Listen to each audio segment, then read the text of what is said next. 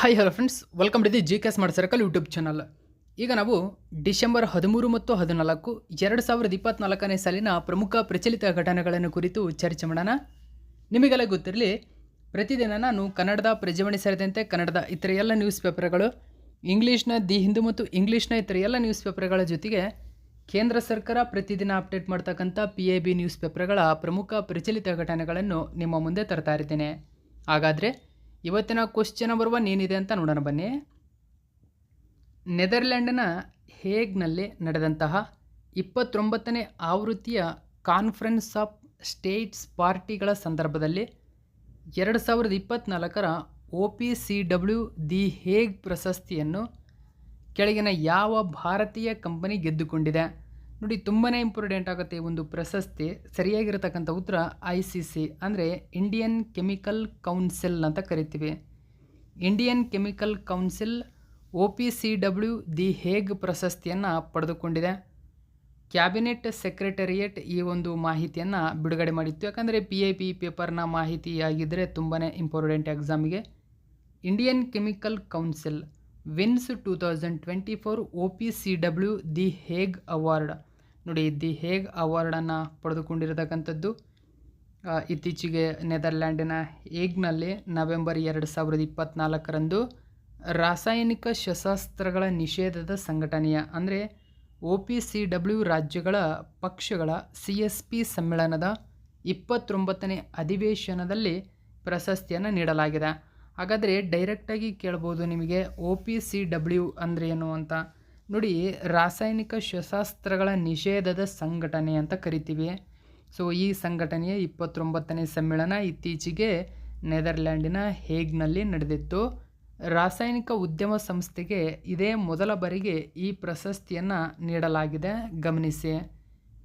2014ರಲ್ಲಿ ಸ್ಥಾಪಿಸಲಾದ OPCW the ಹೇಗ್ ಪ್ರಶಸ್ತಿ CWCಗೆ ಕೊಡುಗೆಗಳಿಗಾಗಿ ವ್ಯಕ್ತಿಗಳು ಮತ್ತು ಸಂಸ್ಥೆಗಳನ್ನು ಗೌರವಿಸುತ್ತದೆ ಮತ್ತು OPCWನ 2013ರ ನೊಬೆಲ್ ಶಾಂತಿ ಪ್ರಶಸ್ತಿಯನ್ನು ಕೂಡ ಇದು ಸ್ಮರಿಸುತ್ತದೆ.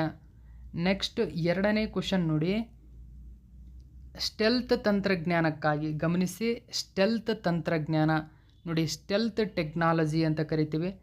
ಇದಕ್ಕಾಗಿ ಅನಲಕ್ಷ್ಯ ಪ್ರಾಜೆಕ್ಟ್ ಅಡಿ meta material surface cloning system ಅಂದರೆ MSCS ಅನ್ನು ಯಾವ IIT ಇತ್ತೀಚೆಗೆ ಅಭಿವೃದ್ಧಿಪಡಿಸಿದೆ? IIT ಕಾನ್ಪುರ. ನೋಡಿ, IIT ಕಾನ್ಪುರ ಏನಿದೆ ಅನಲಕ್ಷ್ಯ ಪ್ರಾಜೆಕ್ಟನ್ನು ಜಾರಿಗೆ ತಂದಿದೆ. ಡೈರೆಕ್ಟಾಗಿ ಕೇಳ್ಬೋದು, ಇತ್ತೀಚೆಗೆ ಯಾವ ಒಂದು IITಯು ಅನಲಕ್ಷ್ಯ ಪ್ರಾಜೆಕ್ಟನ್ನು ಜಾರಿಗೆ ತಂದಿದೆ ಅಂತ. ಸೊ ಈ ಅನಲಕ್ಷ್ಯ ಪ್ರಾಜೆಕ್ಟ್ ಅಡಿಯಲ್ಲಿ ನೋಡಿ ಸ್ಟೆಲ್ತ್ ತಂತ್ರಜ್ಞಾನ ಅಂತ ಕರಿತೀವಿ. ಸ್ಟೆಲ್ತ್ ಟೆಕ್ನಾಲಜಿಗಳಿಗಾಗಿ ಮೆಟಾ ಮೆಟೀರಿಯಲ್ ಸರ್ಫೇಸ್ ಕ್ಲೋನಿಂಗ್ ಸಿಸ್ಟಮನ್ನು ಅಭಿವೃದ್ಧಿಪಡಿಸಿದೆ. ಸೊ ಈ ಒಂದು ಮಾಹಿತಿಯನ್ನು PIB ನ್ಯೂಸ್ ಪೇಪರ್ನ ಮಾಹಿತಿ ಕೂಡ ಇದು ಕೂಡ. ನೋಡಿ, ಇಂಡಿಯಾ ಇನ್ವಾಯ್ಲ್ಸ್ ನೋಡಿ ಗ್ರೌಂಡ್ ಬ್ರೇಕಿಂಗ್ ನೆಲಮಟ್ಟದಲ್ಲಿ ಸ್ಟೆಲ್ತ್ ನೋಡಿ stealth cloak that could make IAF's combat fighters nearly invisible to radars. ಗಮನಿಸಿ, IAF ಅಂತ ಕರಿತೀವಿ. ಓಕೆ, ಸೊ ಏರ್ ಫೋರ್ಸಿಗೆ ಸಂಬಂಧಪಟ್ಟಂತಹ ಕಾಂಬ್ಯಾಟ್ ಫೈಟರ್ಸ್ ಜೆಟ್ಗಳೇನಿದ್ದಾವೆ ನೋಡಿ, ಕಾಂಬ್ಯಾಟ್ ಫೈಟರ್ಸ್ಗಳು. ಸೊ ಇವುಗಳಿಗಾಗಿ ರಾಡರ್ಗಳನ್ನು ಅಭಿವೃದ್ಧಿಪಡಿಸುತ್ತದೆ ಇದು. ಸೊ ಹಾಗಾದರೆ ಏನಿದು ಸ್ಟೆಲ್ತ್ ಕ್ಲಾಕ್, ಎಲ್ಲ ಡೀಟೇಲ್ಸನ್ನು ಕುರಿತು ನಾವು ನೋಡೋಣ. IIT ಕಾನ್ಪುರ, IIT ಅಂದರೆ ಇಂಡಿಯನ್ ಇನ್ಸ್ಟಿಟ್ಯೂಟ್ ಆಫ್ ಟೆಕ್ನಾಲಜಿ ಅಂತ ಕರಿತೀವಿ, ಇತ್ತೀಚೆಗೆ ಅನಲಕ್ಷ್ಯ ಪ್ರಾಜೆಕ್ಟನ್ನು ಅನಾವರಣಗೊಳಿಸಿದೆ. ಸೊ ಈ ಪ್ರಾಜೆಕ್ಟ್ ಅಡಿಯಲ್ಲಿ ಮೆಟಾ ಮೆಟೀರಿಯಲ್ ಮೇಲ್ಮೈ ಕ್ಲೋನಿಂಗ್ ತಂತ್ರಜ್ಞಾನವನ್ನು ಅಭಿವೃದ್ಧಿಪಡಿಸಲು ನೆಲದ ಮುರಿಯುವ ಉಪಕ್ರಮವಾಗಿದೆ. ಗ್ರೌಂಡ್ ಬ್ರೇಕಿಂಗ್ ಅಂತ ಕರೀತಾರೆ ಇದನ್ನು. ಸೊ IIT ಕಾನ್ಪುರದ ಸಂಶೋಧಕರ ನೇತೃತ್ವದ ಈ ಯೋಜನೆಯು ರಾಡರ್ಗಳು ಅಥವಾ ಇತರೆ ಕಣ್ಗಾವಲು ವಿಧಾನಗಳಿಂದ ಪ್ರಮುಖ ಸಾಧನಗಳನ್ನು ಪತ್ತೆ ಹಚ್ಚುವುದರಿಂದ ರಕ್ಷಿಸುವ ಸುಧಾರಿತ ತಂತ್ರಜ್ಞಾನವನ್ನು ಅಳವಡಿಸುವ ಮೂಲಕ ನೋಡಿ, ರಕ್ಷಿಸುವ ಸುಧಾರಿತ ತಂತ್ರಜ್ಞಾನಗಳ ಅಳವಡಿಕೆ. ಗಮನಿಸಿ, ನಾವು ಏನಾದರೂ ರಾಡರ್ ಅಥವಾ ಇತರೆ ಕಣ್ಗಾವಲು ವಿಧಾನಗಳನ್ನು ಹೊಸದಾಗಿ ಕಂಡುಹಿಡಿದು ನೋಡಿ, ಪತ್ತೆ ಹಚ್ಚಲಿಕ್ಕೆ ಆಗದಂಥ ಸಂದರ್ಭದಲ್ಲಿ ಇವುಗಳನ್ನು ಬಳಸಲಾಗುತ್ತದೆ. ಅಂದರೆ ಇವು ಪತ್ತೆ ಹಚ್ಚುವುದರಿಂದ ರಕ್ಷಿಸುವ ಸುಧಾರಿತ ತಂತ್ರಜ್ಞಾನ ಸಾಧನವಾಗಿವೆ, ಸ್ಟೆಲ್ತ್ ಟೆಕ್ನಾಲಜಿ ಎಂಬುದು. ಅಂದರೆ ನಾವು ಬೇರೆ ದೇಶದವರು ಯಾವುದಾದ್ರೂ ಒಂದು ರಾಡರ್ ಆಗಿರ್ಬೋದು, ಕಣ್ಗಾವಲು ವಿಧಾನಗಳನ್ನು ನಮ್ಮ ದೇಶದ ಮೇಲೆ ಬಿಟ್ಟಿದ್ದರೆ ಅವುಗಳನ್ನು ಪತ್ತೆ ಹಚ್ಚಕ್ಕಾಗದೆ ಹೋದರೂ ಕೂಡ, ಅಥವಾ ನಮ್ಮ ದೇಶ ಬೇರೆ ಏನಕ್ಕಾದ್ರೂ ನಾವು ರಾಡರ್ ಅಥವಾ ಕಣ್ಗಾವಲನ್ನು ಬಿಟ್ಕೊಟ್ಟಿದ್ರೆ ಅವುಗಳನ್ನು ಬೇರೆ ದೇಶವು ಕೂಡ ಕಂಡುಹಿಡಿಯದಂತೆ, ನಾವು ಕಂಡುಹಿಡಿಬೋದು, ಅವರು ಕಂಡುಹಿಡಿಯದಂತೆ ಅಳವಡಿಸುವ ಒಂದು ಪ್ರಮುಖ ಯೋಜನೆ ಇದಾಗಿದೆ. ಇದು ರಕ್ಷಣಾ ಕ್ಷೇತ್ರದ ಕಾರ್ಯತಂತ್ರದ ಸಾಮರ್ಥ್ಯಗಳನ್ನು ಹೆಚ್ಚಿಸುವ ಭರವಸೆ ನೀಡುತ್ತದೆ. ಗಮನಿಸಿ. ಈ ಪಾಯಿಂಟ್ ನಿಮಗೆ ನೆನಪಿರಲಿ. ನೆಕ್ಸ್ಟು ನಾವು 3ನೇ ಕ್ವಶನ್ ನೋಡೋಣ. 3, 6 ಮತ್ತು 9ನೇ ತರಗತಿಗಳ ವಿದ್ಯಾರ್ಥಿಗಳ ಶೈಕ್ಷಣಿಕ ಸಾಮರ್ಥ್ಯಗಳನ್ನು ನಿರ್ಣಯಿಸಲು NCERT ರಾಷ್ಟ್ರೀಯ ಸರ್ವೇಕ್ಷಣ್ 2024 ನಡೆಸುವಂತಹ ಉಪಕ್ರಮ ಪರಾಕ್ ಪ್ರಾಜೆಕ್ಟ್ನ ಪೂರ್ಣ ರೂಪವೇನು? ನೋಡಿ, ಪರಾಕ್ ಇನಿಷಿಯೇಟಿವ್ ಬಗ್ಗೆ ನಿಮಗೆ ಗೊತ್ತು, PARAKH. ಓಕೆ, ಪರಾಕ್. ಇದರ ವಿಸ್ತೃತ ರೂಪ, ಫುಲ್ ಫಾರ್ಮ್ ಏನು ಹಾಗಾದರೆ? ಈ ಪರಾಕ್ ಪ್ರಾಜೆಕ್ಟನ್ನು NCERTಯ ರಾಷ್ಟ್ರೀಯ ಸರ್ವೇಕ್ಷಣ್ 2024 ಈ ಉಪಕ್ರಮವನ್ನು ನಡೆಸ್ತಾ ಬಂದಿದೆ. ಇದರ ಫುಲ್ ಉತ್ತರ ಏನು ಅಂತ ಕೇಳಿದರೆ option number 1, performance assessment, review and analysis knowledge for holistic development ಎಂಬುದು ಇದರ ಫುಲ್ ಫಾರ್ಮ್ ಆಗಿದೆ. ಫುಲ್ ಫಾರ್ಮ್ ಕೇಳ್ಬೋದು, ನೆನ್ಪಿಟ್ಕೊಳ್ಳಿ. Performance assessment, review and analysis knowledge for holistic development.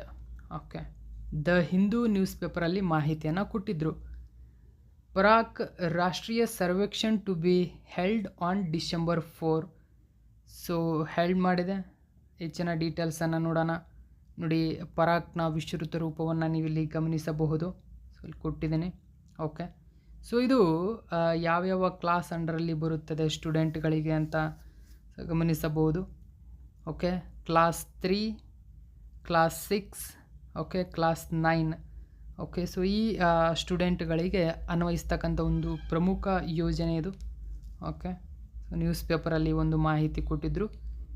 ಇದು 782 ಜಿಲ್ಲೆಗಳಾದ್ಯಂತ 88 ಶಾಲೆಗಳಲ್ಲಿ 23 ಲಕ್ಷಕ್ಕೂ ಹೆಚ್ಚು ವಿದ್ಯಾರ್ಥಿಗಳ ಶೈಕ್ಷಣಿಕ ಸಾಮರ್ಥ್ಯವನ್ನು ಮೌಲ್ಯಮಾಪನ ಮಾಡುವ ಗುರಿಯನ್ನು ಹೊಂದಿದೆ. ಸಾಮರ್ಥ್ಯ ಆಧಾರಿತ ಶಿಕ್ಷಣದ ಮೇಲೆ ಇದು ಕೇಂದ್ರೀಕರಿಸುತ್ತದೆ. ಇದು ನೋಡಿ, ರಾಷ್ಟ್ರೀಯ ಶಿಕ್ಷಣ ನೀತಿ. ಓಕೆ, ನ್ಯಾಷನಲ್ ಎಜುಕೇಷನ್ ಪಾಲಿಸಿ 2020 ಏನಿದೆ, ಇದರ ತತ್ವಗಳೊಂದಿಗೆ ಈ ಪರಾಕ್ ಹೊಂದಿಕೆಯಾಗಿದೆ. ವಿದ್ಯಾರ್ಥಿಗಳ ಕಾರ್ಯಕ್ಷಮತೆಯನ್ನು ಮೌಲ್ಯಮಾಪನ ಮಾಡಲು ಸಮಗ್ರ ವಿಧಾನವನ್ನು ಇದು ನೀಡುತ್ತದೆ. ನೆಕ್ಸ್ಟ್ 4ನೇ ಕ್ವಶನ್ ನೋಡೋಣ. ಇತ್ತೀಚೆಗೆ ಭಾರತದ 57ನೇ ಹುಲಿ ಸಂರಕ್ಷಿತ ಪ್ರದೇಶವೆಂದು ಘೋಷಿಸಲಾದ ರತಪಾನಿ ಹುಲಿ ಸಂರಕ್ಷಿತ ಪ್ರದೇಶವು ಕೆಳಗಿನ ಯಾವ ರಾಜ್ಯದಲ್ಲಿ ಅಧಿಸೂಚಿಸಲಾಗಿದೆ ಅಥವಾ ಕಂಡುಬರುತ್ತದೆ? 57th tiger reserve in India ಮಧ್ಯಪ್ರದೇಶದಲ್ಲಿದೆ. ನೋಡಿ, ಮಧ್ಯಪ್ರದೇಶದಲ್ಲಿ ಹೊಸದಾಗಿ ಮತ್ತೆ ಹುಲಿ ಸಂರಕ್ಷಿತ ಪ್ರದೇಶವನ್ನು ಘೋಷಣೆ ಮಾಡಲಾಗಿದೆ. ಅದೇ ರತಪಾನಿ ಹುಲಿ ಸಂರಕ್ಷಿತ ಪ್ರದೇಶ. Okay, Ratapani. The Indian Express ಪೇಪರ್ನಲ್ಲಿ ಮಾಹಿತಿ ಕೊಟ್ಟಿದ್ದರು. Ratapani in Madhya Pradesh declares India's latest tiger reserve. ನೀವು ನೋಡಿ, ಇತ್ತೀಚಿನ ಟೈಗರ್ ರಿಸರ್ವ್ ಆಗಿದೆ. ಪ್ರಾಜೆಕ್ಟ್ ಟೈಗರ್ ಇನಿಷಿಯೇಟಿವ್ 1973ಯಲ್ಲಿ ಜಾರಿಗೆ ಬಂದಿದೆ. ಭೂಪಾಲ್ ಬಳಿಯ ರತಪಾನಿ ಅರಣ್ಯವನ್ನು 8ನೇ ಹುಲಿ ಸಂರಕ್ಷಿತ ಪ್ರದೇಶವೆಂದು ಮಧ್ಯಪ್ರದೇಶ ಇದೀಗ ಘೋಷಣೆ ಮಾಡಿದೆ. ಇದು 1271.456 ಚದುರ ಕಿಲೋಮೀಟರ್ ಹೊಂದಿದೆ. ಭೂಪಾಲ್, ರೈಸೇನ್, ಸೆಹೋರ್ ಜಿಲ್ಲೆಗಳಾದ್ಯಂತ ಹಂಚಿಕೆಯಾಗಿದೆ. ಇದರ ಏನಿದೆ ಫುಲ್ ಡೀಟೇಲ್ಸ್ ನಿಮಗೆ ಇಂಪಾರ್ಟೆಂಟ್ ಆಗುತ್ತೆ, ಯಾಕಂದರೆ ಹೇಳಿಕೆ ರೂಪದಲ್ಲಿ ಕೇಳತಕ್ಕಂಥ ಚಾನ್ಸಸ್ಸು ಕೂಡ ಇರುತ್ತೆ. ಆ ಕಾರಣಕ್ಕಾಗಿ ಸಂಪೂರ್ಣವಾಗಿ ನೋಡ್ಕೊಳ್ಳಿ. ಮೀಸಲು ಪ್ರದೇಶವು ಬಿಂಬಿಟ್ಕಾ ವಿಶ್ವ ಪರಂಪರೆಯ ತಾಣ ಮತ್ತು ಸಲ್ಕನ್ಪುರ ದೇವಾಲಯದಂತಹ ಗಮನಾರ್ಹ ತಾಣಗಳನ್ನು ಒಳಗೊಂಡಿದೆ. ನೋಡಿ, ಬಿಂಬಿಟ್ಕಾ ಬೆಟ್ಟಗಳು ಎಲ್ಲಿ ಕಂಡುಬರುತ್ತವೆ ಅಂತ ಕೇಳ್ಬೋದು. ಸೊ ಬಿಂಬಿಟ್ಕಾ ವಿಶ್ವ ಪರಂಪರೆಯ ತಾಣ ಮತ್ತು ಸಲ್ಕನ್ಪುರ ದೇವಾಲಯಗಳಂತಹ ತಾಣಗಳ ನಡುವೆ ಇದು ಮೀಸಲಾಗಿದೆ. ಅಷ್ಟೇ ಅಲ್ಲದೆ ವಿಂಧ್ಯ ಬೆಟ್ಟಗಳಲ್ಲಿ ನೆಲೆಗೊಂಡಿರುವ ಇದು ಗಮನಾರ್ಹವಾದ ತೇಗದ ಅರಣ್ಯವನ್ನು ಹೊಂದಿದೆ. ನೋಡಿ, ಒಂದು ರತಪಾನಿ ಅರಣ್ಯ ತೇಗದ ಮರಗಳನ್ನು ಹೆಚ್ಚಾಗಿ ಹೊಂದಿದೆ. ವಿಂಧ್ಯ ಪರ್ವತದಲ್ಲಿ ಇದು ನೆಲೆಗೊಂಡಿದೆ. ಜೊತೆಗೆ ಭೋಪಾಲ್, ರೈಸೇನ್, ಸೆಹೋರ್ ಜಿಲ್ಲೆಗಳಾದ್ಯಂತ ಹಂಚಿಕೆಯಾಗಿದೆ. ಬಿಂಬಿಟ್ಕಾ ಮೀಸಲು ವಿಶ್ವ ಪರಂಪರೆ ತಾಣ ಸಲ್ಕನ್ಪುರ ದೇವಾಲಯಗಳಂತಹ ತಾಣಗಳನ್ನು ಇದರ ಒಂದು ಅರಣ್ಯದಲ್ಲಿ ಅಡಗಿರತಕ್ಕಂಥದ್ದು ನೀವು ಗಮನಿಸಬಹುದು. ಮಧ್ಯಪ್ರದೇಶದ ಇತರೆ 7 ಹುಲಿ ಸಂರಕ್ಷಿತ ತಾಣಗಳು ಯಾವುವು? ಬಾಂಧವಗಢ, ಕನ್ಹಾ, ಪನ್ನಾ, ಪೆಂಚ್, ಸಂಜಯ್ ದುಪ್ರಿ, ಸಾತ್ಪುರ, ವೀರಂಗಣ, ದುರ್ಗಾವತಿ ಹುಲಿ ಸಂರಕ್ಷಿತ ಪ್ರದೇಶ. ಈಗ ರತಪಾನಿ. ಪ್ರಸ್ತುತ ಮಧ್ಯಪ್ರದೇಶದಲ್ಲಿ 8 ಹುಲಿ ಸಂರಕ್ಷಿತ ತಾಣಗಳಾಗಿದ್ದಾವೆ, ಗಮನಿಸಬಹುದು. ಇವು ಇಂಪಾರ್ಟೆಂಟ್ ಆಗುತ್ತೆ, ಯಾವ್ಯಾವ ಅಂತಲೂ ಕೇಳಬಹುದು. ನೆಕ್ಸ್ಟ್ 5ನೇ ಕ್ವಶನ್ ನೋಡಿ. ಕೆಳಗಿನ ಯಾವ ಪದವನ್ನು ಆಕ್ಸ್ಫರ್ಡ್ನ ವರ್ಷದ ಪದವೆಂದು ಘೋಷಣೆ ಮಾಡಲಾಗಿದೆ? ನೋಡಿ, which word was named Oxford's word of the year 2024? ಸರಿಯಾದಂಥ ಉತ್ತರ ಬ್ರೈನ್ ರೂಟ್ ಅಂತ ಕರಿತೀವಿ. Brain rot. Okay, brain rot, ಮೆದುಳು ಕೊಳೆತ ಅಂತ ನಾವು ಮೆನ್ಷನ್ ಮಾಡ್ತೀವಿ ಕನ್ನಡದಲ್ಲಿ. ಆದರೆ ಬ್ರೈನ್ ರೋಟ್ ಎಂಬುದು ನಿಮಗೆ ನೆನಪಿರಬೇಕು. ಆಕ್ಸ್ಫರ್ಡ್ ವರ್ಷದ ಪದವೆಂದು ಇದನ್ನು ಗುರುತು ಮಾಡಿದೆ. ಈ ತರಹದ ಪದಗಳು ಇಂಪಾರ್ಟೆಂಟ್ ಆಗುತ್ತೆ. ಸೊ ನೋಡಿ, Oxford word of the year 2024 brain rot ಎಂಬುದು. ಏನು ಹೈಲೈಟ್ ಮಾಡುತ್ತೆ ಇದು? ಚಿತ್ರವನ್ನು ಗಮನಿಸಬಹುದು. ಓಕೆ, ಬ್ರೈನ್ ರಾಟ್ ಘೋಷಣೆ ಮಾಡಿದೆ. ಆಕ್ಸ್ಫರ್ಡ್ ಯೂನಿವರ್ಸಿಟಿ ಪ್ರೆಸ್ 2 ವಾರಗಳ ಸಾರ್ವಜನಿಕ ಮತದಾನದ ನಂತರ ಇದನ್ನು ಶಾರ್ಟ್ ಲಿಸ್ಟ್ ಮಾಡಿದೆ. ಸೊ ಇತರೆ ಪದಗಳು ಒಂದು ಆಕ್ಸ್ಫರ್ಡ್ ಒಂದು ಡಿಕ್ಷನರಿಯಲ್ಲಿ ಬಂದಿದ್ವು, ಇವುಗಳನ್ನು ಮೆನ್ಷನ್ ಮಾಡಿ ಅಂತ. ಅವು ಡೆಮ್ಯೂರ್, ಡೈನಾಮಿಕ್ ಫ್ರೈಸಿಂಗ್, ಲೋರ್, ರೊಮ್ಯಾಂಟಸಿ ಮತ್ತು ಸ್ಲಾಪ್ ಎಂಬತಕ್ಕಂಥ ಪದಗಳು ಇದ್ವು. ಆದರೆ ಎಲ್ಲದಕ್ಕೂ ಮೀರಿ ಬ್ರೈನ್ ರೂಟ್ ಅಥವಾ ಮೆದುಳಿನ ಕೊಳೆತದ ಒಂದು ಆಯ್ಕೆಯಾಗಿದೆ. ಮೆದುಳು ಕೊಳೆತ ಅಂತ ಅಂದರೆ ವ್ಯಕ್ತಿಯ ಮಾನಸಿಕ ಅಥವಾ ಬೌದ್ಧಿಕ ಸ್ಥಿತಿಯ ಕ್ಷೀಣಿಸುವಿಕೆ, ವಿಶೇಷವಾಗಿ ಕ್ಷುಲ್ಲಕ ಅಥವಾ ಸವಾಲು ಮಾಡದ ವಸ್ತುವಿನ, ಅಂದರೆ ಈಗ ವಿಶೇಷವಾಗಿ ಆನ್ಲೈನ್ ವಿಷಯಗಳು ಅತಿಯಾದ ಒಂದು ಸೇವನೆ, ಅಂದರೆ ಆನ್ಲೈನಲ್ಲಿ ಅತಿಯಾಗಿ ಇರತಕ್ಕಂಥದ್ದು ಇದಕ್ಕೆ ಮೆನ್ಷನ್ ಮಾಡ್ತಾರೆ. ಇದರ ಪರಿಣಾಮವಾಗಿ ಇದನ್ನು ಗುರುತಿಸಲಾಗಿದೆ. ಅಂತಹ ಕ್ಷೀಣತೆಗೆ ಕಾರಣವಾಗುವ ಸಾಧ್ಯತೆ ಇರತಕ್ಕಂತಹ ವ್ಯಕ್ತಿಯ ಮಾನಸಿಕ ಗುಣಗಳನ್ನು ಈ ಬ್ರೈನ್ ರೂಟ್ ವ್ಯಾಖ್ಯಾನಿಸುತ್ತದೆ. ಕುತೂಹಲಕಾರಿಯಾಗಿ ಆಧುನಿಕ ಆವಿಷ್ಕಾರವಲ್ಲ ಇದೊಂದು ಬ್ರೈನ್ ರೂಟ್ ಎಂಬುದು. ಇದು ಹೆನ್ರಿ ಡೇವಿಡ್ ಥೋರೋ 1854 ತನ್ನ ಕೃತಿ ವಾಲ್ಡೆನ್ ಎಂಬತಕ್ಕಂಥದ್ದಲ್ಲಿ ಇದನ್ನು ಗುರುತು ಮಾಡಿದ್ದಾರೆ. ಸೊ ವಾಲ್ಡೆನ್ಗೆ ಹಿಂದಿನದಿದು. ಸೊ ಆ ಕೃತಿಯಲ್ಲೂ ಕೂಡ ಇದು ಇರ್ತಕ್ಕಂಥದ್ದು. ಡೇವಿಡ್ ಥೋರೋ ಇದನ್ನು ಪ್ರಥಮ ಬಾರಿಗೆ ಇದನ್ನು ಮೆನ್ಷನ್ ಮಾಡಿದ್ರು, ಈ ಪದವನ್ನು. ಓಕೆ, ಸೊ ಇದು ನಾವು ನೋಡಿದಂತೆ ಇತ್ತೀಚಿನ ದಿನಗಳಲ್ಲಿ ಮೊಬೈಲ್ನಲ್ಲಿ ಹೆಚ್ಚಿನ ಜನರು ಆನ್ಲೈನಲ್ಲಿ ಕಾಲ ಕಳೀತಾ ಇದ್ದಾರೆ. ಇದರಿಂದ ಬ್ರೈನ್ ಎಷ್ಟರ ಮಟ್ಟಿಗೆ ಮಾನಸಿಕವಾಗಿ ಕ್ಷೀಣತೆ ಆಗ್ತಾ ಇದೆ, ಬೌದ್ಧಿಕವಾಗಿ ಮನುಷ್ಯ ಎಷ್ಟರ ಒಂದು ಕ್ಷುಲ್ಲಕ ಇದಕ್ಕೆ ಸವಾಲುಗಳಿಗೆ ಒಡ್ಡುತ್ತಿದ್ದಾನೆ ಎಂಬತಕ್ಕಂಥದ್ದು ಕೂಡ ಇದರಿಂದ ಮೆನ್ಷನ್ ಆಗ್ತಾ ಇದೆ. ಸೊ ಇದು ನೆನಪಿರಬೇಕು ನಿಮಗೆ. 6ನೇ ಕ್ವಶನ್ ನೋಡಿ. 8ನೇ ಅಧ್ಯಕ್ಷೀಯ ಚುನಾವಣೆಗಳಲ್ಲಿ ಗೆದ್ದ ನಂತರ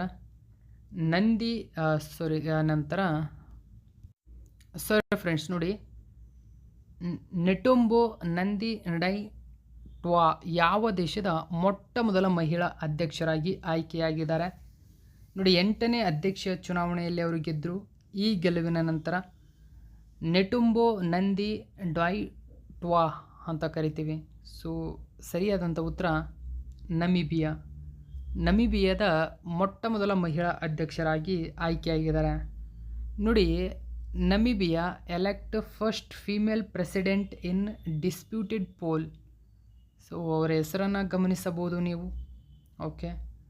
ನೆಟುಂಬು ನೋಡಿ, ನೆಟುಂಬು ನಂದಿ ಡ್ವೈಟ್ವಾ ಅಂತ ಕರಿತೀವಿ. ಸೊ ಇದು ಕೂಡ ನೆನಪಿರಬೇಕು. ನಮಿಬಿಯಾ ಬಗ್ಗೆ ನಾವು ನೋಡೋದಾದರೆ ಇದೊಂದು ದಕ್ಷಿಣ ಆಫ್ರಿಕಾದ ಒಂದು ದೇಶ. ಇದರ ಪಶ್ಚಿಮ ಗಡಿ ಅಟ್ಲಾಂಟಿಕ್ ಸಾಗರವಾಗಿದೆ. ಕ್ಯಾಪಿಟಲ್ ವಿಂಡ್ ಹಾಕ್ ಅಂತ ಕರಿತೀವಿ. ವಿಂಡ್ ಹಾಕ್ ಕರೆನ್ಸಿ ನಮಿಬಿಯನ್ ಡಾಲರ್. ವಿಂಡ್ ಹಾಕ್ ಇದರ ಕ್ಯಾಪಿಟಲ್ ಅಥವಾ ರಾಜಧಾನಿ. ನೆಕ್ಸ್ಟ್ 7ನೇ ಕ್ವಶನ್ ನೋಡಿ, ಪ್ರತಿ ವರ್ಷ ಕೆಳಗಿನ ಯಾವ ದಿನದಂದು ಭಾರತೀಯ ನೌಕಾಪಡೆಯ ದಿನವನ್ನಾಗಿ ಆಚರಿಸಲಾಗುತ್ತದೆ? Indian Navy day. Okay, December 4 ಸರಿಯಾಗಿರ್ತಕ್ಕಂಥ ಉತ್ತರ. ಯಾಕೆ ನಾವು ಡಿಸೆಂಬರ್ 4ನ್ನೇ ಭಾರತೀಯ ನೌಕಾಪಡೆಯ ದಿನ ಅಥವಾ ಇಂಡಿಯನ್ ನೇವಿ ಡೇ ಆಚರಣೆ ಮಾಡ್ತೀವಿ ಅಂತಕ್ಕಂಥದ್ದು ನಿಮಗೆ ಎಕ್ಸಾಮ್ ದೃಷ್ಟಿಯಿಂದ ಇಂಪಾರ್ಟೆಂಟ್ ಆಗುತ್ತೆ. ಯಾಕೆ? ಸೊ ಡೀಟೇಲ್ಸ್ ನಾವು ನೋಡೋದಾದರೆ, ಸೊ ಯಾಕೆ ಅಂತ ಅಂದರೆ ನೋಡಿ, 1971ರ ಒಂದು ಯುದ್ಧದ ಒಂದು ಪರಿಣಾಮವಾಗಿದೆ. ಭಾರತೀಯ ಇತಿಹಾಸದಲ್ಲಿ ಈ ದಿನ ಅಂದರೆ ಡಿಸೆಂಬರ್ 4, 1971ರಲ್ಲಿ ಭಾರತ ಮತ್ತು ಪಾಕಿಸ್ತಾನ ಯುದ್ಧದ ಸಮಯದಲ್ಲಿ ಕರಾಚಿ ಬಂದರಿನ ಮೇಲೆ ಭಾರತೀಯ ನೌಕಾಪಡೆ ನಡೆಸಿದ ದಾಳಿಯನ್ನು ಇದು ಗುರುತಿಸುತ್ತದೆ. ನೋಡಿ, ಕರಾಚಿ ಬಂದರಿನ ಮೇಲೆ ಭಾರತೀಯ ನೌಕಾಪಡೆ ನಡೆಸಿದ ದಾಳಿಯನ್ನು ಇದು ಗುರುತಿಸುತ್ತದೆ. ಈ ಆಕ್ರಮಣಕಾರಿ ಕಾರ್ಯಾಚರಣೆಗೆ ಭಾರತ ಇಟ್ಟಂತಹ ಆಪರೇಷನ್ ಹೆಸರೇನು ಅಂತ ಕೇಳಿದರೆ ಆಪರೇಷನ್ ಟ್ರೈಡೆಂಟ್ ಕಾರ್ಯಾಚರಣೆ. ನೋಡಿ, ಇದು ಈ ಪಾಯಿಂಟ್ ಇಂಪಾರ್ಟೆಂಟ್ ಆಗುತ್ತೆ. ಹಾಗಾದರೆ ಭಾರತೀಯ ನಾವು ನೇವಿ ದಿನವನ್ನಾಗಿ ಆಚರಿಸಲು ಕಾರಣವಾಗಿರತಕ್ಕಂಥ ಒಂದು ಆಪರೇಷನ್ ಯಾವುದು ಅಂತ ಕೇಳಿದರೆ ಆಪರೇಷನ್ ಟ್ರೈಡೆಂಟ್ ಅಂತ ಕರಿತೀವಿ. ಆಪರೇಷನ್ ಟ್ರೈಡೆಂಟ್ ಮೂಲಕ ನಾವು 1971 ಡಿಸೆಂಬರ್ 4ರಂದು ಕರಾಚಿ ಬಂದರಿನ ಮೇಲೆ ಭಾರತೀಯ ನೌಕಾಪಡೆ ನಡೆಸಿದ ದಾಳಿಯನ್ನು ಗುರುತಿಸುತ್ತದೆ. 4 ಮತ್ತು 5ರ ರಾತ್ರಿ ಈ ಕಾರ್ಯಾಚರಣೆಯನ್ನು ನಡೆಸಲಾಯಿತು. ಇದು ಪಾಕಿಸ್ತಾನದ ಹಡಗುಗಳಿಗೆ ಭಾರೀ ಹಾನಿಯನ್ನುಂಟು ಮಾಡಿತ್ತು. ಅಕ್ಟೋಬರ್ 8 ಭಾರತೀಯ ವಾಯುಪಡೆ ದಿನ. ಜನವರಿ 15 ಸೇನಾ ದಿನ. ಫೆಬ್ರವರಿ 1 ಭಾರತೀಯ ಕೋಸ್ಟ್ ಗಾರ್ಡ್ ಸಂಸ್ಥಾಪನಾ ದಿನ. ನೋಡಿ, ಯಾವ್ಯಾವ ದಿನ ಎಂಬುದು ನೆನಪಿರಬೇಕು. ಇಂಡಿಯನ್ ನೇವಿ ಡೇ ಡಿಸೆಂಬರ್ 4 ಆದರೆ Indian Air Force Day October 8, Indian Army Day ಜನವರಿ 15 ಆದರೆ ಇಂಡಿಯನ್ ಕೋಸ್ಟ್ ಗಾರ್ಡ್ ಡೇ ಫೆಬ್ರವರಿ 1. ಓಕೆ, ನೆಕ್ಸ್ಟ್ ನಾವು 8ನೇ ಕ್ವಶನ್ ನೋಡೋಣ. ಕಾನೂನು ಮಾಪನಶಾಸ್ತ್ರ ಪ್ರಕ್ರಿಯೆಗಳನ್ನು ಕೇಂದ್ರೀಕರಿಸಲು ಮತ್ತು ಗ್ರಾಹಕರ ರಕ್ಷಣೆಯನ್ನು ಹೆಚ್ಚಿಸಲು ಕೆಳಗಿನ ಯಾವ ಇಲಾಖೆಯು ರಾಷ್ಟ್ರೀಯ ಕಾನೂನು ಮಾಪನಶಾಸ್ತ್ರ ಪೋರ್ಟಲ್ ಇ ಮ್ಯಾಪ್ ಅಂತ ಕರೀತಾರೆ? ನೋಡಿ, ಈ ಮ್ಯಾಪನ್ನು ಅಭಿವೃದ್ಧಿಪಡಿಸಿದೆ. ಯಾವ ಸಂಸ್ಥೆ ಅಭಿವೃದ್ಧಿಪಡಿಸಿದೆ ಹಾಗಾದರೆ? ಗ್ರಾಹಕ ವ್ಯವಹಾರಗಳ ಇಲಾಖೆ. ಆಪ್ಷನ್ ನಂಬರ್ 2 ಸರಿಯಾಗಿದೆ. So ministry of consumer affairs, food and public distribution ಏನಿದೆ, ಸೊ ಮಂತ್ರಿಮಂಡಲ ಇದನ್ನು ಲಾಂಚ್ ಮಾಡಿರ್ತಕ್ಕಂಥದ್ದು PIB ನ್ಯೂಸ್ ಪೇಪರ್ನ ಮಾಹಿತಿಯಾಗಿದೆ. ಓಕೆ, ಸೊ ಈ ಮ್ಯಾಪ್ ಅಂತ ಕರಿತೀವಿ. ನೋಡಿ, ಈ ಮ್ಯಾಪ್. ಓಕೆ, ಸೊ ಈ ಮ್ಯಾಪ್ನ ಒಂದು ಪ್ರಮುಖ ಮಾಹಿತಿ ಏನಿದೆ ಅಂತ ನಾವು ನೋಡೋಣ. ನ್ಯೂಸ್ ಪೇಪರಲ್ಲಿ ಕೊಟ್ಟಿದ್ದಾರೆ. ರಾಜ್ಯ ಕಾನೂನು ಮಾಪನಶಾಸ್ತ್ರ ವ್ಯವಸ್ಥೆಯನ್ನು ಸಂಯೋಜಿಸುವ ಮೂಲಕ ನ್ಯಾಯಯುತ ವ್ಯಾಪಾರ ಮತ್ತು ಗ್ರಾಹಕ ರಕ್ಷಣೆಯನ್ನು ಖಚಿತಪಡಿಸಿಕೊಳ್ಳಲು ಸರ್ಕಾರವು ರಾಷ್ಟ್ರೀಯ ಕಾನೂನು ಮಾಪನಶಾಸ್ತ್ರ ಪೋರ್ಟಲ್ ಈ ಮ್ಯಾಪನ್ನು ಪ್ರಾರಂಭಿಸಲು ಸಜ್ಜಾಗಿದೆ. ಪೋರ್ಟಲ್ ಪರವಾನಗಿಗಳನ್ನು ನೀಡುವುದು, ಪರಿಶೀಲನೆಗಳನ್ನು ನಡೆಸುವುದು, ವ್ಯವಹಾರವನ್ನು ಸುಲಭವಾಗಿಸುವುದನ್ನು ಉತ್ತೇಜಿಸುವ ಮೂಲಕ ಅನುಸರಣೆಯನ್ನು ನಿರ್ವಹಿಸುವಂಥ ಪ್ರಕ್ರಿಯೆಗಳನ್ನು ಸುಗಮಗೊಳಿಸುವ ಗುರಿಯನ್ನು ಹೊಂದಿದೆ. ನೆಕ್ಸ್ಟ್ 9ನೇ ಕ್ವಶನ್ ನೋಡಿ. ಕೆಳಗಿನ ಯಾವ ಅವಧಿಯಲ್ಲಿ SM ಕೃಷ್ಣ ಅವರು ಕರ್ನಾಟಕದ 10ನೇ ಮುಖ್ಯಮಂತ್ರಿಯಾಗಿ ಸೇವೆ ಸಲ್ಲಿಸಿದ್ದಾರೆ? ಯಾವ ಅವಧಿ ಅಂತ ಕೇಳಿದರೆ 1999ರಿಂದ 2004ರ ಅವಧಿಯಲ್ಲಿ ಕರ್ನಾಟಕದ 10ನೇ ಮುಖ್ಯಮಂತ್ರಿಯಾಗಿ ಸೇವೆ ಸಲ್ಲಿಸಿದ್ದಾರೆ. ಓಕೆ, ಸೊ ಅವರು ಇದೀಗ ವಿಧಿವಶರಾಗಿದ್ದಾರೆ. ಇವರ ಡೀಟೇಲ್ಸನ್ನು ನಾವು ತಿಳ್ಕೊಳ್ಳೋಣ. SM ಕೃಷ್ಣರವರ ಬಗ್ಗೆ ನೋಡಿ. SM ಕೃಷ್ಣ ಅವರು SC ಮಲ್ಲಯ್ಯ ಅವರ ಪುತ್ರ. ಅವರು ಕರ್ನಾಟಕದ ಮಂಡ್ಯ ಜಿಲ್ಲೆಯ ಮದ್ದೂರು ತಾಲೂಕಿನ ಸೋಮನಹಳ್ಳಿ ಎಂಬ ಗ್ರಾಮದಲ್ಲಿ ಒಕ್ಕಲಿಗ ಕುಟುಂಬದಲ್ಲಿ ಜನಿಸ್ತಾರೆ. ಸೊ ನೋಡಿ, ಗಮನಿಸಬಹುದು ಇವರು ಯಾವ ಜಿಲ್ಲೆಯವರು ಅಂತ ಕೇಳಿದ್ರೆ ಮಂಡ್ಯ ಜಿಲ್ಲೆಯ ಮದ್ದೂರು ತಾಲೂಕಿನ ಸೋಮನಹಳ್ಳಿಯವರು.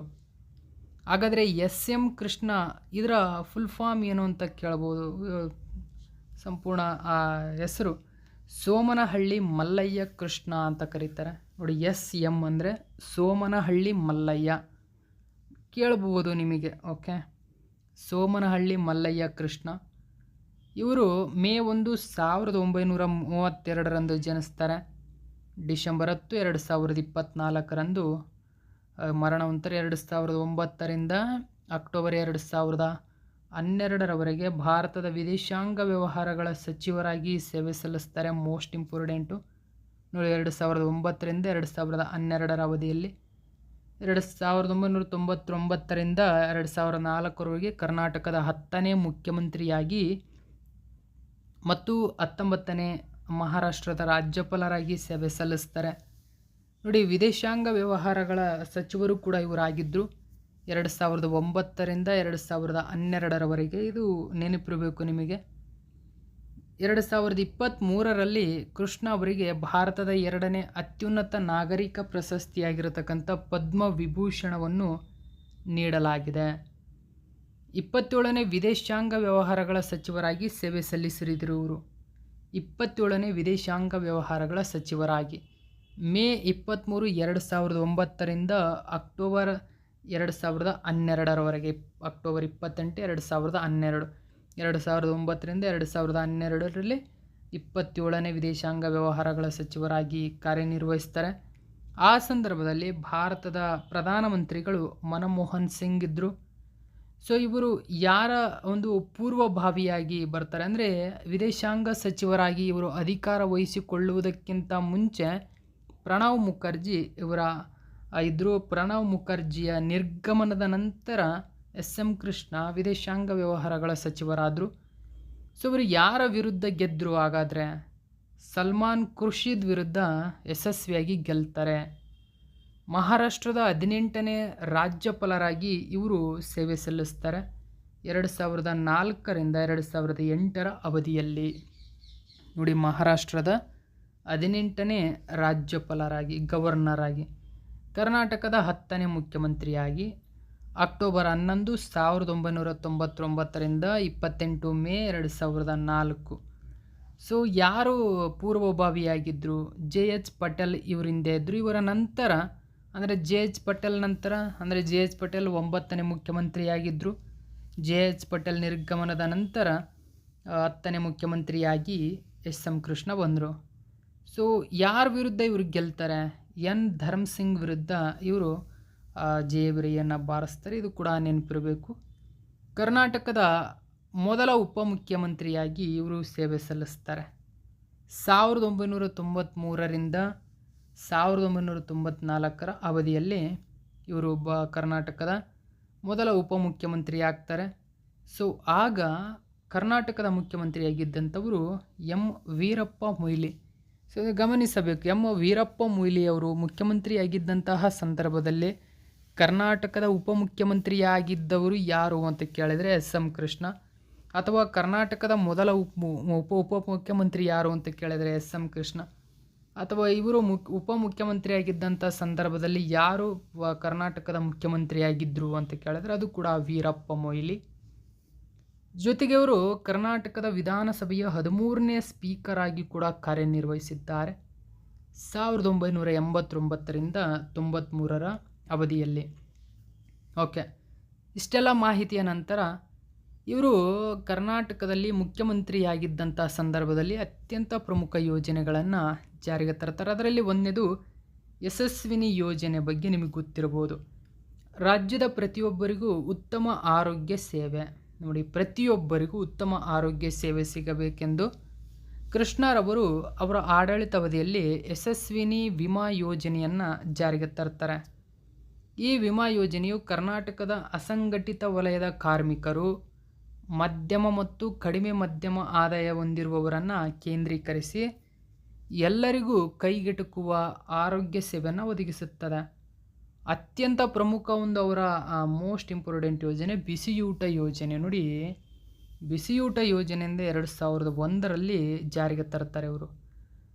ಹಸಿದ ಹೊಟ್ಟೆಯಲ್ಲಿ ಬಡ ಮಕ್ಕಳು ಕಲಿಯುವುದು ಕಷ್ಟವೆಂಬ ಅರಿವಿನಲ್ಲಿ ಮಧ್ಯಾಹ್ನ ಸರ್ಕಾರಿ ಶಾಲೆಗಳಲ್ಲಿ ನೋಡಿ, ಪ್ರತಿ ಮಧ್ಯಾಹ್ನ ಮಕ್ಕಳಿಗೆ ಸರ್ಕಾರಿ ಶಾಲೆಯಲ್ಲಿ ಬಿಸಿಯೂಟ ಯೋಜನೆಯನ್ನು 2001ರಲ್ಲಿ ಜಾರಿಗೆ ತರುತ್ತಾರೆ. ಇದು ಇಂದಿಗೂ ಕೂಡ ಮುಂದುವರ್ಕಂತ ಬಂದಿದೆ. ಕಿಯೋನಿಕ್ಸ್ಗೆ ಇವರು ಹೆಚ್ಚಿನ ಬಲವನ್ನು ನೀಡುತ್ತಾರೆ. ರಾಜ್ಯಾದ್ಯಂತ ಕಿಯೋನಿಕ್ಸ್ ಕೇಂದ್ರಗಳನ್ನು ಸ್ಥಾಪಿಸಿದವರು ಎಸ್.ಎಂ. ಕೃಷ್ಣ. ಮಾಹಿತಿ ಮತ್ತು ತಂತ್ರಜ್ಞಾನದ ಜ್ಞಾನಿಯಾಗಿದ್ದ ಕೃಷ್ಣ ಅವರು ಕಂಪ್ಯೂಟರ್ ಜ್ಞಾನ ಕೊಡುವ ಉದ್ದೇಶದಿಂದ ಪ್ರತಿ ಹಳ್ಳಿಗೂ ದೊರೆಯಬೇಕೆಂಬ ಆಶಯದಿಂದ ಈ ಕಿಯೋನಿಕ್ಸ್ಗೆ ಅತ್ಯಂತ ಬಲವನ್ನು ನೀಡುತ್ತಾರೆ. ಸೊ ಇದು ಕೂಡ ನೆನಪಿರಬೇಕು. ನೆಕ್ಸ್ಟ್ ನಾವು 10ನೇ ಕ್ವಶನ್ ನೋಡೋಣ. ಭಾರತದ ಯಾವ ವ್ಯಕ್ತಿಗೆ 2024ನೇ ಸಾಲಿನ ಯುನೈಟೆಡ್ ನೇಷನ್ಸ್ ಎನ್ವಿರಾನ್ಮೆಂಟ್ ಪ್ರೋಗ್ರಾಮ್ ಅಂದರೆ UNEP ನೀಡುವ ಪ್ರತಿಷ್ಠಿತ ಚಾಂಪಿಯನ್ ಆಫ್ ದ ಅರ್ತ್ ಪ್ರಶಸ್ತಿ ಸಂದಿದೆ? UNEP Madhav Gadgil. Okay, option number 1 ಸರಿಯಾಗಿದೆ. ಜೀವಮಾನ ಸಾಧನೆ ವಿಭಾಗದಲ್ಲಿ ಈ ಪ್ರಶಸ್ತಿಯನ್ನು ಪಡೆದಿದ್ದಾರೆ. ನೋಡಿ, ಪಶ್ಚಿಮ ಘಟ್ಟಗಳ ಉಳಿವು ಮತ್ತು ಅಲ್ಲಿನ ಜೀವ ಸಂಕುಲದ ರಕ್ಷಣೆಗೆ ನೀಡಿದ ಕೊಡುಗೆಗಾಗಿ ಖ್ಯಾತ ಪರಿಸರವಾದಿ ಮಾಧವ್ ಗಾಡ್ಗಿಲ್ ಅವರಿಗೆ ವಿಶ್ವಸಂಸ್ಥೆಯ ಅತ್ಯುನ್ನತ ಪರಿಸರ ಪ್ರಶಸ್ತಿಯಾಗಿರತಕ್ಕಂಥದ್ದು ಚಾಂಪಿಯನ್ ಆಫ್ ದ ಅರ್ತ್ ಸಂದಿದೆ. ಸೊ ಯಾವ ವಿಭಾಗ ಅಂತ ಕೇಳ್ತಾರೆ. ನೋಡಿ, ಗಮನಿಸಬಹುದು 6 ವಿಭಾಗಗಳಲ್ಲಿ ನೀಡಿದ್ದಾರೆ. 6 ವಿಭಾಗಗಳಲ್ಲಿ ನೀಡಿದಂಥ ವಿಭಾಗದಲ್ಲಿ ಇವರಿಗೆ ಜೀವಮಾನದ ಸಾಧನೆಯ ವಿಭಾಗದಲ್ಲಿ ಈ ಗೌರವಾನ್ವಿತ ಪ್ರಶಸ್ತಿ ಲಭಿಸಿರತಕ್ಕಂಥದ್ದು. Okay, champion of the earth ಪ್ರಶಸ್ತಿ ಇದನ್ನು 2005ರಲ್ಲಿ ಸ್ಥಾಪನೆ ಮಾಡಲಾಗಿದೆ. ಯುನೈಟೆಡ್ ನೇಷನ್ಸ್ ಎನ್ವಿರಾನ್ಮೆಂಟ್ ಪ್ರೋಗ್ರಾಮ್ ಅಂದರೆ UNEP ಇದನ್ನು ನೀಡುತ್ತದೆ. ಇದು UN ಅತ್ಯುನ್ನತ ಪರಿಸರ ಗೌರವವಾಗಿದೆ. ಜನವನ್ನು ಮತ್ತು ಗ್ರಹವನ್ನು ರಕ್ಷಿಸುವ ಪ್ರಯತ್ನಗಳಲ್ಲಿ ಮುಂಚೂಣಿಯಲ್ಲಿರುವ ಟ್ರೈಲ್ ಬ್ಲೇಜರ್ಸ್ಗಳನ್ನು ಗುರುತಿಸುತ್ತದೆ. UNEP ಬಗ್ಗೆ ಸ್ವಲ್ಪ ಮಾಹಿತಿಯನ್ನು ತಿಳ್ಕೊಳ್ಳೋಣ. ಯುನೈಟೆಡ್ ನೇಷನ್ ಎನ್ವಿರಾನ್ಮೆಂಟ್ ಪ್ರೋಗ್ರಾಮ್ ವಿಶ್ವೃತ ರೂಪ. ವಿಶ್ವಸಂಸ್ಥೆಯ ಪರಿಸರ ಕಾರ್ಯಕ್ರಮವು ವಿಶ್ವಸಂಸ್ಥೆಯ ವ್ಯವಸ್ಥೆಯಲ್ಲಿ ಪರಿಸರದ ಸಮಸ್ಯೆಗಳಿಗೆ ಪ್ರತಿಕ್ರಿಯೆಗಳನ್ನು ಸಂಘಟಿಸಲು ಕಾರಣವಾಗಿದೆ. ಜೂನ್ 1972ರಲ್ಲಿ ಸ್ಟಾಕ್ಹೋಮ್ನಲ್ಲಿ ನಡೆದಂತಹ ಮಾನವ ಪರಿಸರದ ಮೇಲಿನ ವಿಶ್ವಸಂಸ್ಥೆಯ ಸಮ್ಮೇಳನದ ನಂತರ ಮೊದಲ ನಿರ್ದೇಶಕರಾದ ಮಾರಿಸ್ ಸ್ಟ್ರಾಂಗ್ ಇದನ್ನು ಸ್ಥಾಪನೆ ಮಾಡ್ತಾರೆ. ನೋಡಿ, ಜೂನ್ 1972ರಲ್ಲಿ ಸ್ಟಾಕ್ಹೋಮ್ನಲ್ಲಿ ಒಂದು ಪರಿಸರದ ಮೇಲಿನ ಸಮ್ಮೇಳನ ನಡೆಯುತ್ತದೆ. ಆ ಸಂದರ್ಭದಲ್ಲಿ ಇದನ್ನು ಸ್ಥಾಪನೆ ಮಾಡ್ತಾರೆ ಮಾರಿಸ್ ಸ್ಟ್ರಾಂಗ್. UNEP ಸ್ಥಾಪನೆ ಮಾಡ್ತಾರೆ. ಮಾರಿಸ್ ಸ್ಟ್ರಾಂಗ್ ಸ್ಥಾಪನೆ ಮಾಡಿದಂತಹ UNEPಗೆ ಮೊದಲ ನಿರ್ದೇಶಕರಾಗಿ ಆಯ್ಕೆಯಾಗ್ತಕ್ಕಂಥವರು ಮಾರಿಸ್ ಸ್ಟ್ರಾಂಗ್. ಇದು ನೆನಪಿಟ್ಕೊಳ್ಳಿ, ಮಾರಿಸ್ ಸ್ಟ್ರಾಂಗ್. ಓಕೆ, ಸಂಸ್ಥಾಪಕರು ಮಾರಿಸ್ ಸ್ಟ್ರಾಂಗ್ ಅಂತ ಕರಿತೀವಿ. ಅದರ ಮೊದಲ ನಿರ್ದೇಶಕರು ಕೂಡ ಮಾರಿಸ್ ಸ್ಟ್ರಾಂಗ್. ಹಾಗಾದರೆ ಇದು ಸ್ಥಾಪನೆಯಾಗಿದ್ದು ಯಾವಾಗ ಅಥವಾ ಎಲ್ಲಿ? ಈ ಪಾಯಿಂಟ್ ಇಂಪಾರ್ಟೆಂಟ್. ಜೂನ್ 5, 1972ರಂದು ಸ್ಥಾಪನೆಯಾಗುತ್ತೆ. ಕೀನ್ಯಾ ದೇಶದ ನೈರೋಬಿಯಲ್ಲಿ ಇದನ್ನು ಸ್ಥಾಪನೆ ಮಾಡ್ತಾರೆ. ಓಕೆ, ಸೊ ಮುಖ್ಯಸ್ಥರು ಇಂಗರ್ ಅಂಡರ್ಸನ್ ಇದ್ದಾರೆ. ಮಾತೃ ಸಂಸ್ಥೆ ಸಂಯುಕ್ತ ರಾಷ್ಟ್ರ ಸಂಸ್ಥೆ ಅಂತ ಕರಿತೀವಿ. ಓಕೆ, ಸೊ ವಿಶ್ವ ಪರಿಸರ ದಿನದ ಬಗ್ಗೆ ನಾವು ನೋಡೋಣ ಸ್ವಲ್ಪ ಮಾಹಿತಿ. ಸೊ ನೋಡಿ, UNEP ನೇತೃತ್ವ 1973ರಿಂದ ವಿಶ್ವ ಪರಿಸರ ದಿನವನ್ನು ನಾವು ಆಚರಣೆ ಮಾಡ್ತಾ ಬಂದಿದ್ದೀವಿ. ವಿಶ್ವ ಪರಿಸರ ದಿನ 2022ನ್ನು ಸ್ವೀಡನ್ನಲ್ಲಿ ಆಯೋಜಿಸಲಾಗಿತ್ತು. ಪ್ರತಿ ವರ್ಷ ಜೂನ್ 5ರಂದು ನಾವು ವಿಶ್ವ ಪರಿಸರ ದಿನವನ್ನು ಆಚರಣೆ ಮಾಡ್ತೀವಿ. ಸೊ ನೋಡಿ, ಈ ವರ್ಷದ ಥೀಮ್ ಅಥವಾ ಈ ವರ್ಷ 2022ರ ಥೀಮ್ ಒಂದೇ ಭೂಮಿ, ಓನ್ಲಿ ಒನ್ ಅಂತ ಕರಿತೀವಿ. ಪರಿಸರ ಮತ್ತು ಪ್ರಕ್ರಿಯೆ ಬಗ್ಗೆ ಜಾಗೃತಿ ಮೂಡಿಸಲು ಇದನ್ನು ಆಚರಿಸಲಾಗುತ್ತದೆ. ಸೊ ಇದು ಇವತ್ತಿನ ಪ್ರಮುಖ ಪ್ರಚಲಿತ ಘಟನೆ. ಇದೇ ತರಹದ ಮಾಹಿತಿಯೊಂದಿಗೆ ಮತ್ತೆ ನಿಮ್ಮನ್ನು ಭೇಟಿ ಆಗ್ತೀನಿ. Thank you so much for watching my video friends.